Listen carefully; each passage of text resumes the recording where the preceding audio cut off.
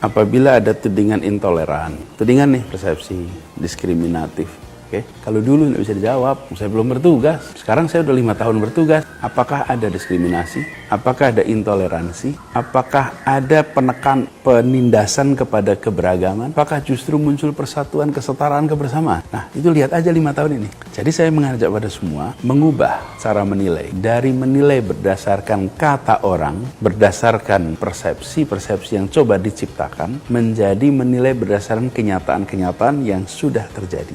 Karena saya sudah memimpin selama 5 tahun. Lain kalau saya baru mau bekerja, saya sudah bekerja selama 5 tahun. Lihat aja di sini. Nah, itulah justru malah menggarisbawahi bahwa di Jakarta alhamdulillah persatuan terjaga, kesetaraan terjaga, keteduhan terjaga. Kami menjaga persatuan, membangun keteduhan, ketenangan. Orang merasakan, tapi orang tidak sadar bahwa di balik rasa tenang, rasa teduh itu ada usaha yang serius. Saya mendatangi semua kelompok.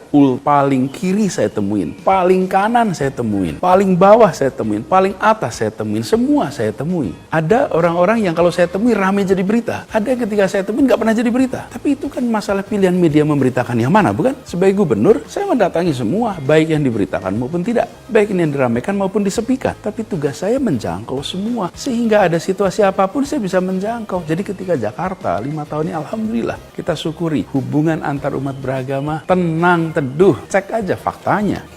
Beberapa hari yang lalu muncul, nggak tahu sebetulnya gimana bertanya ini dengan proper, muncul video Bapak dengan Rizik Syihab.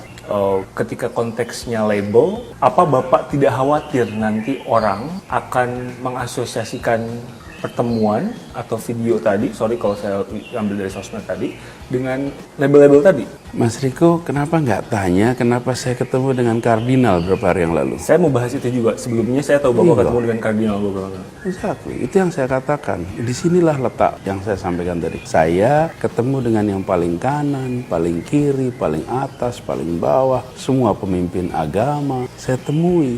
Tergantung lawan membesarkan yang mana. Ya nggak mungkin lawan membesarkan Anies ketemu Pak Kardinal. Waduh, terciptalah Anies gambarannya sebagai orang yang toleran. Anies ketemu dengan PGI wilayah DKI Jakarta. Terjadilah Anies, wah toleran betul Anies tidak mau.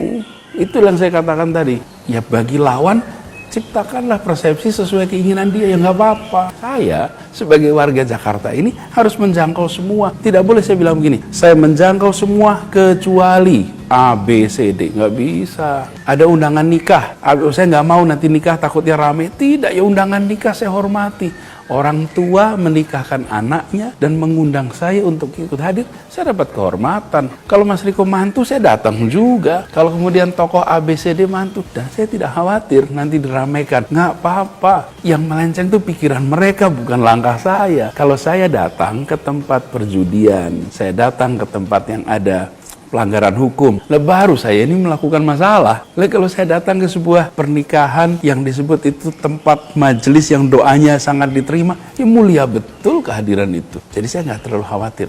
Dan saya sering sampaikan, belajar dari sejarah. Sejarah itu membuktikan pelabelan-pelabelan lain-lain itu tidak akan bisa bertahan kecuali dia ditopang dengan fakta. Ketika tanpa ditopang sama fakta, maka dia akan lewat oleh waktu. 2017 segala macam label, sekarang 2022, silahkan buktikan.